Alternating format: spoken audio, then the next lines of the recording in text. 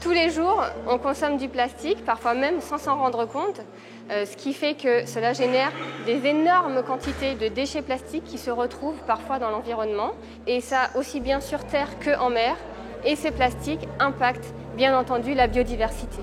Dans cette biodiversité, on retrouve évidemment les tortues marines, et c'est de ce constat que nous est venue l'idée de présenter cette exposition Ziskakan tortilles immenses plastiques dans le hall d'accueil de Kélonia du 1er juillet au 30 mai 2024.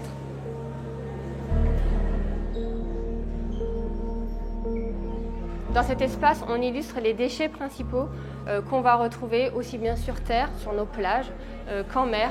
Parmi les déchets plastiques qu'on retrouve le plus souvent sur les plages ou en mer, on va retrouver les chaussures, les bouteilles plastiques. Effectivement, on a près d'1 million de bouteilles plastiques qui sont vendues chaque minute dans le monde. On va avoir tous les flacons d'hygiène, les brosses à dents. On retrouve aussi des briquets jetables. Et qu'est-ce qui va avec les briquets?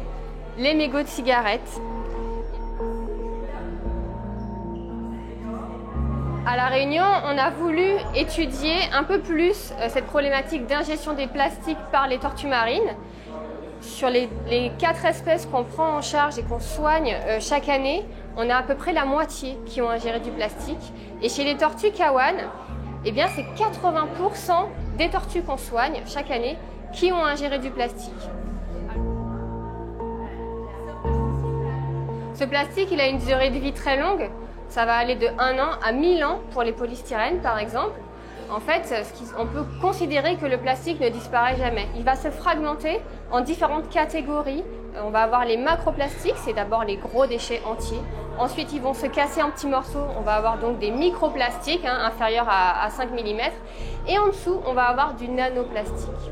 Ce qui fait que ce plastique, finalement, il concerne tous les compartiments de la chaîne trophique, de la chaîne alimentaire. Du petit zooplancton jusqu'au plus gros prédateur qu'on connaît, le requin, et jusqu'à l'homme. Bien malgré nous, on ingère l'équivalent d'une carte bleue tous les 2 mois dans notre consommation alimentaire quotidienne. Alors pour cette exposition, on a voulu créer un espace artistique pour représenter ce que pourrait devenir notre océan dans les années à venir. Et donc on a travaillé avec un collège qui nous a aidés à réaliser tous ces éléments du milieu marin. Et on a également fait appel à une artiste locale qui s'appelle Kanbé, qui a travaillé à la réalisation d'une exposition qui s'appelle Mer de demain, à partir de déchets en plastique qu'elle a récupérés sur les plages de La Réunion.